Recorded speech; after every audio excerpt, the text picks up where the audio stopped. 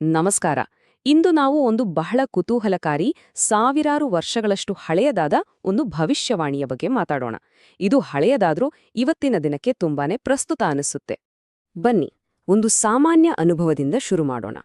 ಕೆಲವೊಮ್ಮೆ ಬೆಳಗ್ಗೆ ಎದ್ದು ಪೇಪರ್ ಓದಿದಾಗ ಅಥವಾ ಟಿವಿ ನ್ಯೂಸ್ ನೋಡಿದಾಗ, ಏನಪ್ಪಾ ಇದು, ಜಗತ್ತಿನಲ್ಲಿ ಎಲ್ಲವೂ ಕೈಮೀರಿ ಹೋಗ್ತಿದೆಯಲ್ಲ, ಎಲ್ಲವೂ ಹದಗೆಡ್ತಿದೆ ಅನ್ನೋ ಭಾವನೆ ನಮ್ಮಲ್ಲಿ ಹಲವರಿಗೆ ಬಂದಿರಬಹುದು ಅಲ್ವಾ?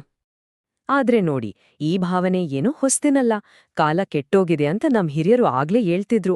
ಅಷ್ಟೇ ಅಲ್ಲ, ನಮ್ಮ ಪುರಾತನ ಗ್ರಂಥಗಳಲ್ಲಿ ಇಂಥದ್ದೇ ಒಂದು ಸಂಕಷ್ಟದ ಸಮಯ ಬರುತ್ತೆ ಅಂತ ಮೊದಲೇ ಭವಿಷ್ಯ ನುಡಿಯಲಾಗಿತ್ತು.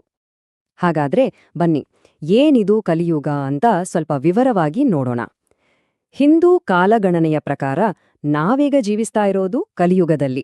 ಇದನ್ನ ಮಾನವ ಇತಿಹಾಸದಲ್ಲೇ ಅತ್ಯಂತ ಅಪಾಯಕಾರಿ ಅಧೋಗತಿಯ ಯುಗ ಅಂತ ಹೇಳಲಾಗುತ್ತೆ.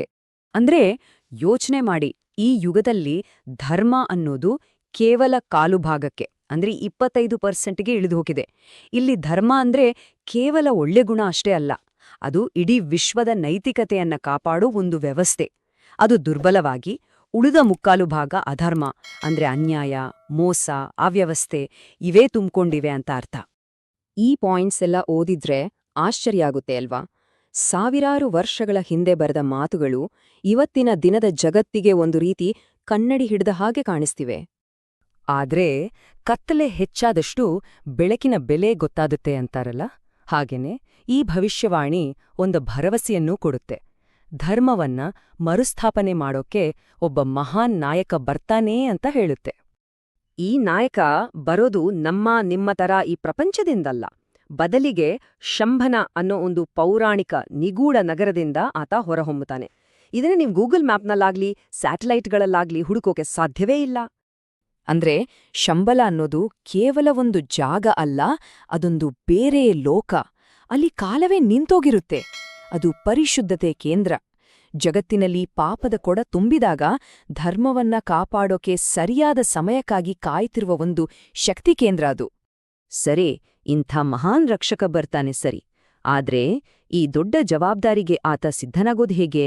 ಅದಕ್ಕಾಗಿ ಆತನಿಗೆ ಒಬ್ಬ ಪೌರಾಣಿಕ ಗುರುವಿನ ಮಾರ್ಗದರ್ಶನ ಸಿಗುತ್ತೆ. ಆ ಗುರು ಬೇರೆ ಯಾರೂ ಅಲ್ಲ, ಸಾಕ್ಷಾತ್ ಪರಶುರಾಮರೇ. ಚಿರಂಜೀವಿಯಾಗಿರುವ ಇವರು ಎಷ್ಟೋ ಯುಗಗಳಿಂದ ಮಹೇಂದ್ರಗಿರಿ ಪರ್ವತದ ಮೇಲೆ ತಪಸ್ಸು ಮಾಡ್ತಾ ಕಲ್ಕಿಯ ಆಗಮನಕ್ಕಾಗಿಯೇ ಕಾಯ್ತಾ ಇರ್ತಾರೆ. ಅವರೇ ಕಲ್ಕಿಗೆ ವೇದಗಳ ಜ್ಞಾನ ಮತ್ತು ದಿವ್ಯಾಸ್ತ್ರಗಳ ವಿದ್ಯೆಯನ್ನ ಕಲಿಸ್ತಾರೆ. ಕಲ್ಕಿಗೆ ಬರೀ ತರಬೇತಿಯಷ್ಟೇ ಅಲ್ಲ, ಅವರ ಜೊತೆ 2 ಅದ್ಭುತ ದೈವೀ ಶಕ್ತಿಗಳೂ ಇರ್ತವೆ.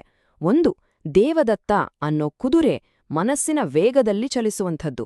ಇನ್ನೊಂದು ರತ್ನಮರು ಎಂಬ ಖಡ್ಗ, 1000 ಸೂರ್ಯರ ಪ್ರಕಾಶ ಹೊಂದಿರೋ ಎಂಥ ಕೆಟ್ಟದ್ದನ್ನು ಕ್ಷಣಾರ್ಧದಲ್ಲಿ ನಾಶ ಮಾಡಬಲ್ಲ ಕತ್ತಿ. ಇಲ್ಲಿ ಇನ್ನೊಂದು ಬಹಳ ಮುಖ್ಯವಾದ ಅಂಶ ಇದೆ. ಈ ಅಂತಿಮ ಯುದ್ಧದಲ್ಲಿ ಕಲ್ಕಿ ಒಬ್ಬಂಟಿಯಾಗಿ ಹೋರಾಡೋದಿಲ್ಲ. ಅವರಿಗೆ ಸಹಾಯ ಮಾಡೋಕೆ ಸಾವಿರಾರು ವರ್ಷಗಳಿಂದ ಒಂದು ತಂಡ ಕಾಯ್ತಾ ಇದೆ. ಅವರೇ ಸಪ್ತಚಿರಂಜೀವಿಗಳು, ಅಂದ್ರೆ 7 ಅಮರ ವ್ಯಕ್ತಿಗಳು.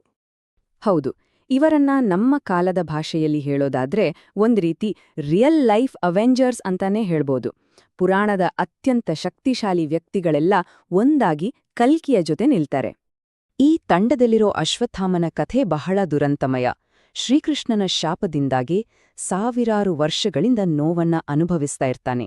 ಅವನಿಗೆ ಕಲ್ಕಿಯ ಆಗಮನ ಅಂದ್ರೆ ಆ ನೋವಿನ ಅಂತ್ಯ, ಶಾಪದಿಂದ ಮುಕ್ತಿ. ಇಷ್ಟೆಲ್ಲ ಅದ್ಭುತಗಳ ಜೊತೆ ಕಲ್ಕಿಗೆ ಇನ್ನೊಂದು ಸೀಕ್ರೆಟ್ ವೆಪನ್ ಕೂಡ ಇರುತ್ತೆ. ಅದೇಂಗೊತ್ತಾ? ಶುಕ ಅನ್ನೋ ಒಂದು ದೈವಿಕ ಗಿಳಿ. ಅದಕ್ಕೆ ಭೂತ, ವರ್ತಮಾನ, ಭವಿಷ್ಯ 3 ಕಾಲಗಳನ್ನ ನೋಡೋ ಶಕ್ತಿ ಇರುತ್ತೆ. ಇದು ಕಲ್ಕಿಗೆ ಗೂಢಚಾರನಾಗಿ ಕೆಲಸ ಮಾಡುತ್ತೆ.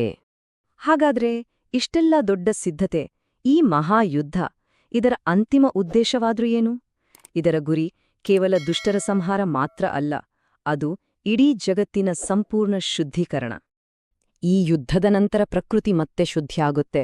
ಎಲ್ಲೆಡೆ ಶಾಂತಿ, ಪ್ರೀತಿ, ಸದ್ಗುಣ ತುಂಬಿದ ಹೊಸ ಸುವರ್ಣಯುಗ ಅಂದ್ರೆ ಸತ್ಯಯುಗ ಮತ್ತೆ ಶುರುವಾಗುತ್ತೆ. ಇದು ಒಂದು ರೀತಿ ಇಡೀ ಜಗತ್ತಿಗೆ ಒಂದು ರೀಸೆಟ್ ಬಟನ್ ಒತ್ತಿದ ಹಾಗೆ. ಈ ಇಡೀ ಕಥೆ ಕೇಳಿದ ಮೇಲೆ ಸಹಜವಾಗಿ ಒಂದು ಪ್ರಶ್ನೆ ಮೂಡುತ್ತೆ. ಇದೆಲ್ಲ ನಡಿಬೇಕಾದ್ರೆ ಇವತ್ತು ಬದುಕಿರೋ ನಾವು ಮಾಡ್ಬೇಕಾದ್ದೇನು? ಇದಕ್ಕೆ ಹೇಗೆ ಸಿದ್ಧರಾಗಬೇಕು? ಭವಿಷ್ಯವಾಣಿ ಪ್ರಕಾರ ಕಲ್ಕಿ ಒಂದೇ ಸಮಯದಲ್ಲಿ 2 ಪಾತ್ರಗಳನ್ನ ನಿಭಾಯಿಸ್ತಾರೆ. ಧರ್ಮದ ದಾರಿಯಲ್ಲಿ ನಡೆಯುವ ಸಜ್ಜನರಿಗೆ ಆತ ರಕ್ಷಕನಾಗಿ ಕಾಣಿಸ್ತಾನೆ. ಆದರೆ ಅಧರ್ಮ, ಅನ್ಯಾಯದ ದಾರಿಯಲ್ಲಿರುವ ದುರ್ಜನರಿಗೆ ಆತ ಕಠಿಣ ಶಿಕ್ಷೆ ನೀಡುವ ಶಿಕ್ಷಕನಾಗಿರ್ತಾನೆ. ಹಾಗಾದ್ರೆ ಈ ಇಡೀ ಭವಿಷ್ಯವಾಣಿಯ ಕೊನೆಯ ಮತ್ತು ಬಹುಶಃ ಅತ್ಯಂತ ಪ್ರಮುಖವಾದ ಪಾಠ ಏನಪ್ಪಾ ಅಂದ್ರೆ, ನಿಜವಾದ ಸಿದ್ಧತೆ ಇರೋದು ಹೊರಗಡೆ ಅಲ್ಲ, ಅದು ನಮ್ಮ ಒಳಗಡೆ. ಕಲ್ಕಿಯನ್ನು ಸ್ವಾಗತಿಸೋಕು ಮೊದಲು